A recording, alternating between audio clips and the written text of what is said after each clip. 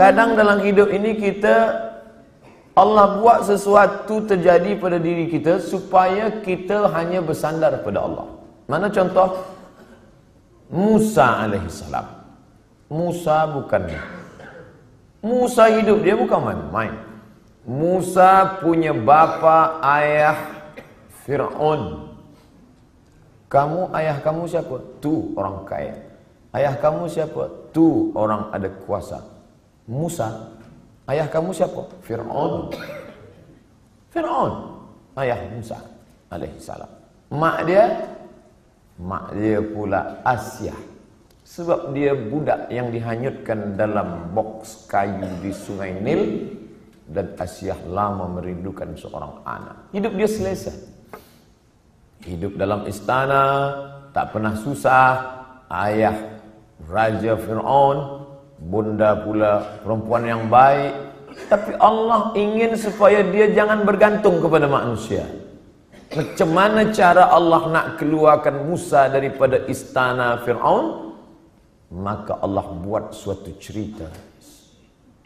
Ada dua orang yang sedang berkelahi, bertikai, berkonflik antara bangsa Mesir dengan bangsa Israel berkelahi. Maka pada masa itu datang Musa nak melerai dia. Janganlah kamu berkelahi, janganlah kamu bertinju.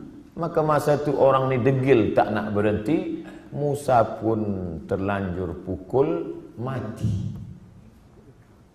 Jadi Allah membuat itu.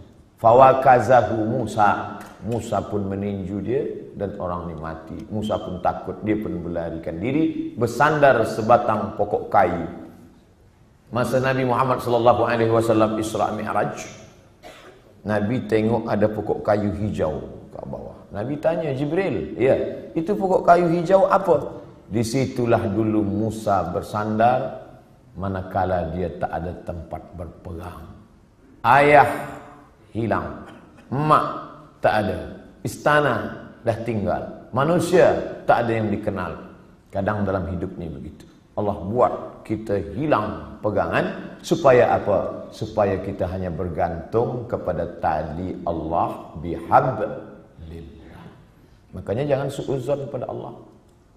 Puan mungkin sekarang bergantung pada suami, tak lama selepas tu mati laki. Kenapa laki aku yang mati? Kenapa tak laki dia?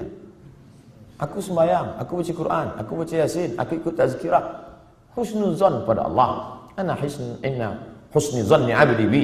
Aku menurut prasangka hamba-Ku pada. Mungkin Allah ingin supaya kita hanya bergantung kepada Allah semata. La haula wala quwata illa billah. Makanya perempuan yang tabah dia tak menangis. Mati laki dia tak ada nangis. Awak tak menangis? Tak, saya bergantung pada Allah.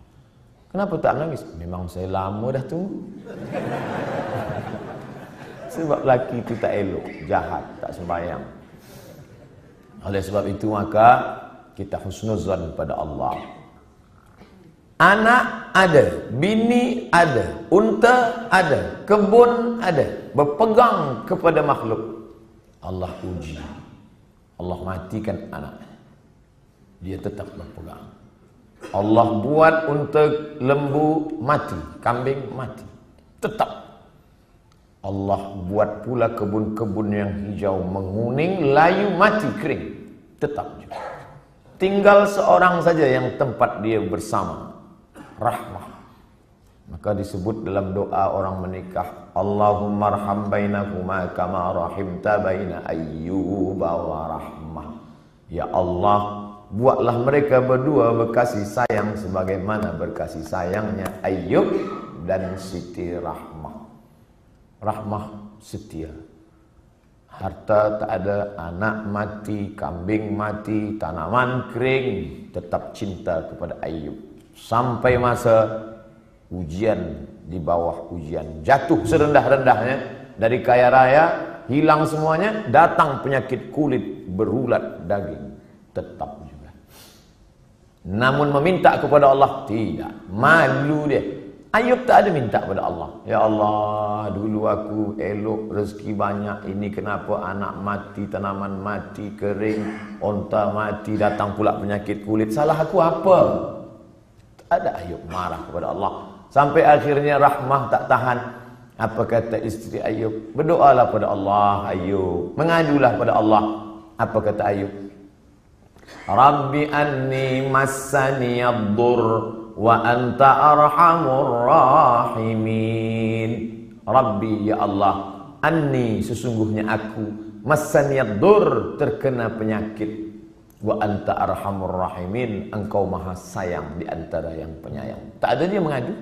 Dia tak ada minta. Dia hanya bercakap saja, ya Allah, aku kena penyakit. Tak ada dia minta, ya Allah sihatkanlah aku dah tak tahan lagi dah.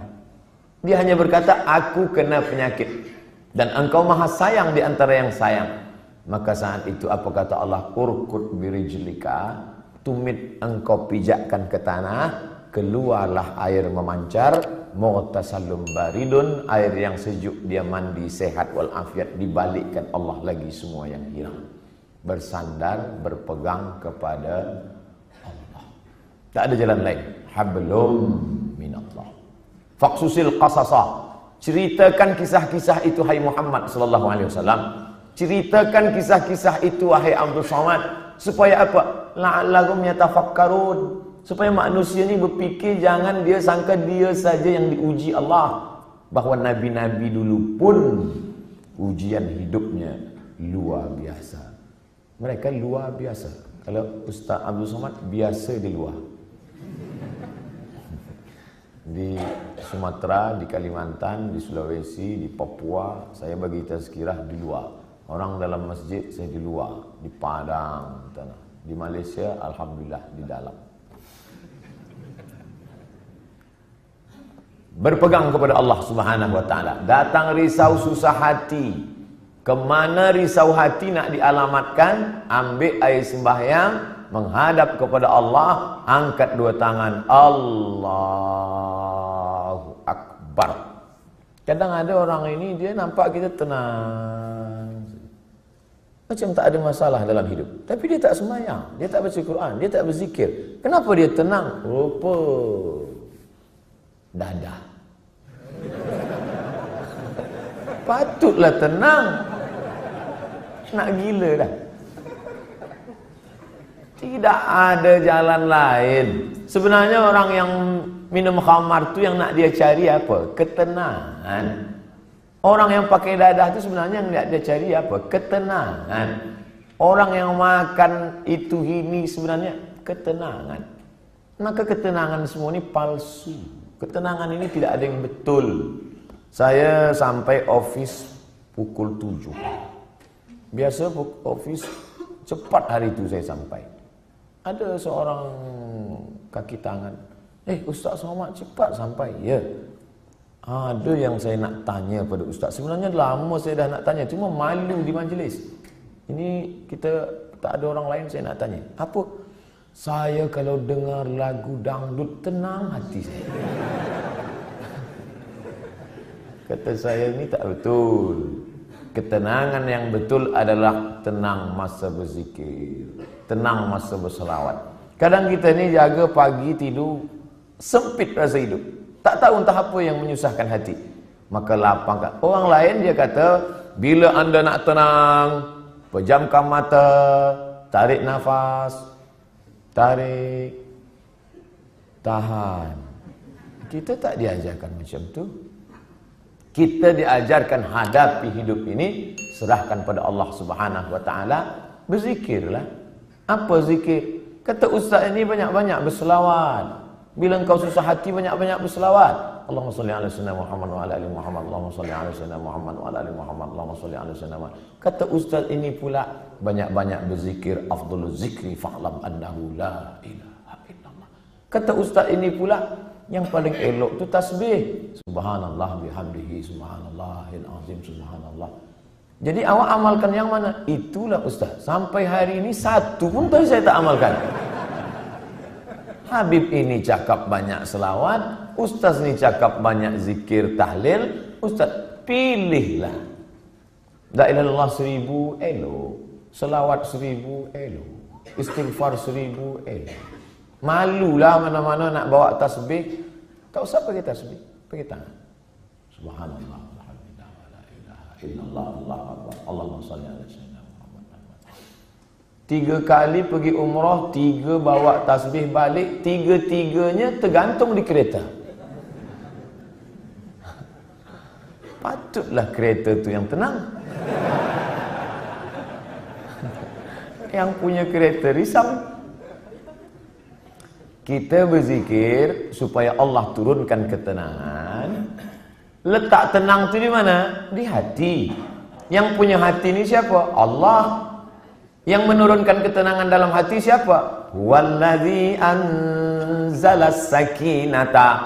Allah yang menurunkan ketenangan fi qulubil mu'minin, ke dalam hati orang yang beriman. Kadang hati itu macam kopi yang dikacau, kacau balau. Tapi kemudian manakala kita berzikir, terasa dia tenang.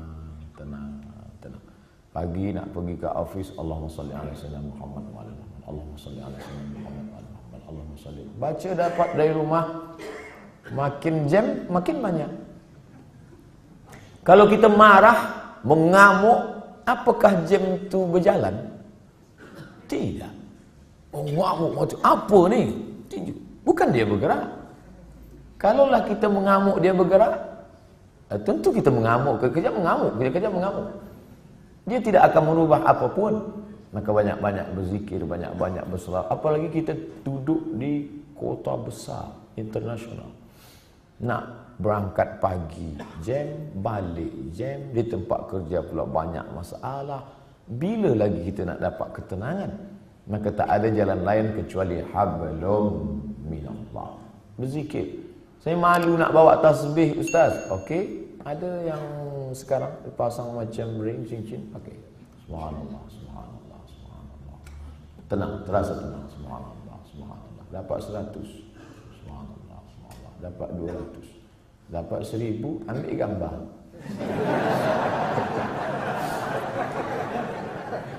Langsung upload. Alhamdulillah dah 1000 pagi ni. Bukan itu. Kita ni beramal bukan nak tunjuk pada orang. Kita beramal untuk kita dengan Allah. Itulah yang disebut dengan hablum minallah. Merasa sunyi di tengah keramaian. Ini ramai, banyak orang, tapi kita merasa sunyi sebab kita berdua sahaja dengan Allah. Manakala kita sendiri, sunyi. Dalam kereta sunyi, tak ada orang, tapi kita pun merasa ramai. Saya Ustaz, walaupun saya balik dari office sendiri, seorang saja, tapi saya merasa ramai. Dengan siapa? Ada Michael Jackson, ada Bryan Adams. Bukan dengan dia, tapi kita bersama dengan Allah. Hablum minallah. Kira-kira orang-orang soleh itu apakah tak ada takut dalam hatinya? Sahabat-sahabat Nabi itu apakah tak ada risau dalam hati dia? Abu Bakar Siddiq bukan tangguh, dekat dengan Nabi SAW, berdua. Orang pertama masuk Islam lelaki Abu Bakar, perempuan Khadijah, budak kecil Sayyidina Ali, hamba sahaya. Ini orang paling dekat dengan Nabi. Tapi manakala dia berada di Jabal Thur dan dia tengok kaki orang kafir Quraisy, sikit lagi nak tangkap dia. Kaki dah nampak. Dan orang kafir Quraisy maaf cakap, terkencing. Dia kepala dia tengok ke atas, tengok. Maka tak nampak. Andai dia tengok ke bawah, dia nampak Abu Bakar di bawah. Waktu itu Abu Bakar dah takut. Apa kata Nabi SAW? La tahzan, innallaha ma'ana. La tahzan. Jangan cemas, jangan takut, jangan sedih. La tahzan. Don't be sad.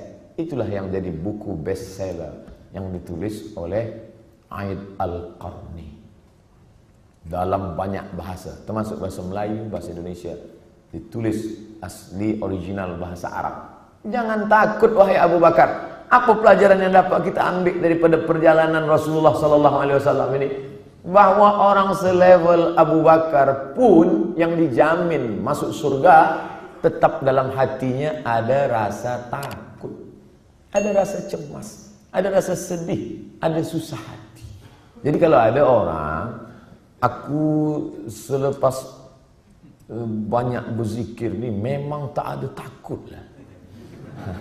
Awak tak usahlah dusta. Abu Bakar pun takut. Apa lagi awak abu-abu? Ustaz Somad ada rasa takut? Ada. Kenapa kita hilangkan itu dengan banyak berzikir? Mengusir, menghalau dia dari hati kita. Inilah yang disebut dengan hablum minallah. Innallaha ma'ana. Abu Bakar jangan takut. Idhuma fil ghari.